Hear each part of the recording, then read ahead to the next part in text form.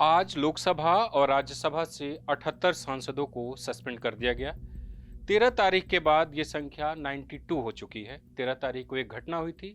कुछ नौजवान, दो नौजवान थे, वो लोकसभा के अंदर घुस गए थे, वहाँ पे उन्होंने हंगामा किया। उसके बाद जो विपक्षी दल के नेता हैं वो मांग करने लगे कि जिस सांसद के पास पर वो अंदर आए थे उनसे बातचीत हो, उनसे पूछताछ हो और साथ ही गृह मंत्री आकर अपना पक्ष रखें। उसके बाद ये सब हुआ है। आज जिन सांसदों को निलंबित किया गया है उसमें से एक मनोज झा है। सर, मैं आने से पहले आपका एक छोटा सा इंटरव्यू देख रहा था, आपने कहा कि मुझे गर्व है। गर्व आज अगर सस्पेंड नहीं होता तो मैं सच कहूं मायूसी होती कि क्या मेरे प्रतिरोध में इतना दम नहीं है। क्योंकि देखिए, हम चांद का टुकड़ा नहीं मांग रहे थे।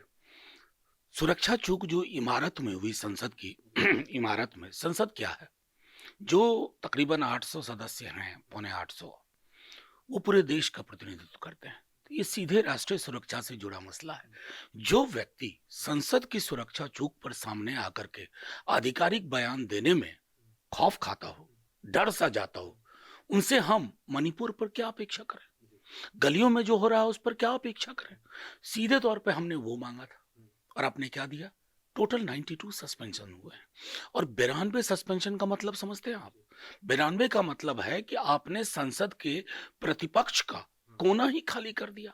तो मैं तो जानता हूं कि जब तानाशाह हुकूमत परेशान होती है ना, तो उसको प्रतिरोध मुक्त सड़क चाहिए और विपक्ष मुक्त संसद चाहिए। मोदी जी, आपको मुबारक, लेकिन इतिहास में आप दर्ज हो गए कि आपके दौर में अनप्रेसिडेंटेड लेवल ऑफ सस्पेंशन हुआ। ये जो अभूतपूर्व मैं शब्द कह रहा हूं ना, ये आपके लिए तमगा नहीं है, मेडल नहीं है, लेकिन हमारे लिए आज सस्पेंशन बैज ऑफ ऑनर है। सर, जो 78 संख्या है, ये आप तो राजनीति के छात्र भी हैं, प्रोफेसर भी हैं, ये क्या सबसे ज्यादा नंबर है? सबसे ज्यादा नंबर 92। आप 78 क्यों कह रहे हैं? एक दिन में? एक दिन में 78, टोटल 92। और कल का इंतजार करिए, कल ये और करेंगे। ये चाहते हैं ना कि बिल्कुल विपक्ष को हटा करके वो छोटे छोटे दल रहे जो इनकी हाँ में हाँ मिलाते हैं और ये संसद चलाएं। मैं, देश के लोग देख रहे हैं ना, वो पक्ष चुनते हैं, सत्ता पक्ष, तो साथ में विपक्ष भी चुनते हैं जिनका काम है सरकार को आगाह करना, सरकार से सवाल पूछना। आप इतने छुई मुई टाइप बिहेव कर रहे हैं, पार्लियामेंट्री प्रोटोकॉल का मिसयूज कर रहे हैं। आपके नेता हुआ करते थे अरुण जेटली साहब, सुषमा जी, वो कहते थे कि प्रोटेस्ट और डिसरप्शन वैलिड पार्लियामेंट्री स्ट्रैटेजी है। बिसरा दिया सब, आईना लेके नहीं बैठते हैं सामने। पूरे मेरे सामने ये किताब है, 52 से लेके अब तक चेयर ने क्या क्या रूलिंग दी है और प्रतिरोध के किस प्रकार की छवियां होती थी। ये एकदम एक ऐसा इको चैम्बर आप बना रहे हैं ना, जिसमें राजा तेरे सुबह की जाए, राजा तेरे शाम की जाए, सिर्फ यही धुन गाने वाले प्रवृत्ति में संसद को तब्दील कर रहे हैं। आज क्या हुआ? आपने क्या किया कि आपको सस्पेंड कर दिया गया? मैं सीधे तौर पर, मैं फर्स्ट हाफ में नहीं था, मेरे घर में एक मेडिकल इश्यू था। सेकेंड हाफ में मैं गया, लोगों के बीच में आक्रोश था। 5 मिनट में बिल पास करा रहे, 5 मिनट। वुमेन रिजर्वेशन जो कश्मीर के बरक्स था, 5 मिनट में पास हुआ है। जो उनके सपोर्टिंग पार्टीज भी हैं, बीजेडी वगैरह, 30 सेकंड 40 सेकंड हाथ का इशारा हो रहा है, 1 मिनट से ज्यादा मत बोलो, 5 मिनट में बिल पास। ये लोकतंत्र है, ये लोकतांत्रिक रवायत है। तो उसके बाद लोगों के अंदर आक्रोश हुआ, क्या एलओपी को बोल, अपनी बात रखने दीजिए। सत्ता पक्ष के लोग बार बार बोल रहे हैं, एलओपी को आप बात नहीं रखने दे रहे हैं। उस क्रम में कई लोग, मैं तो पूरी अंदर वेल में भी नहीं गया था, दूसरी सीढ़ी पे था, लेकिन आपने कर दिया, ये आपका अख्तियार है।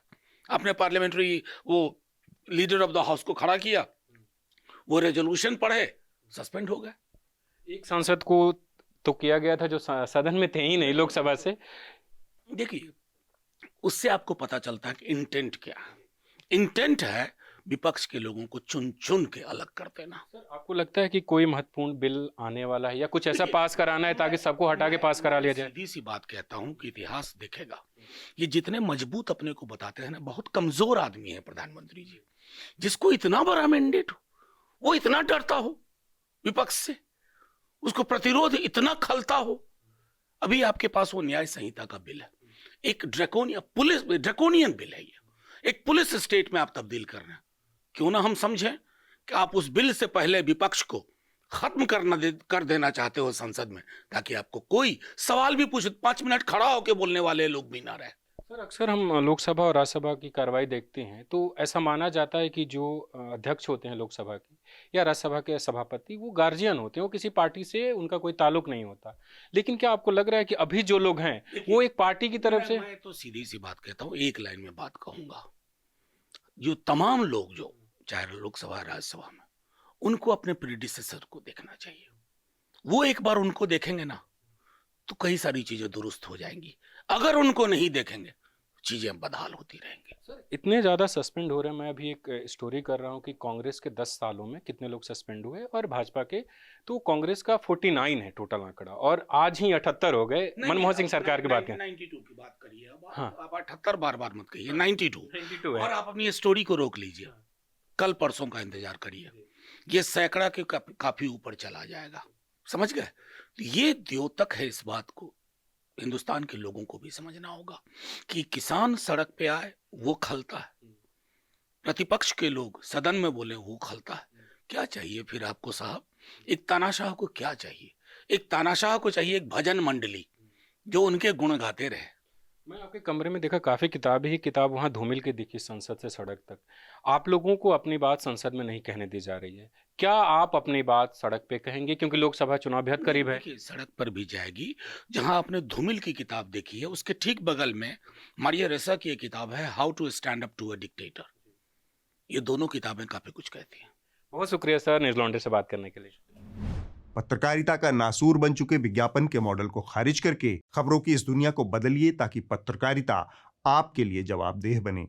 newslaundry.com/subscription पर क्लिक कीजिए और अपने मन मुताबिक पेमेंट का विकल्प चुनिए, क्योंकि हमारे सब्सक्राइबर्स का नारा है, मेरे खर्च पर आजाद हैं खबरें।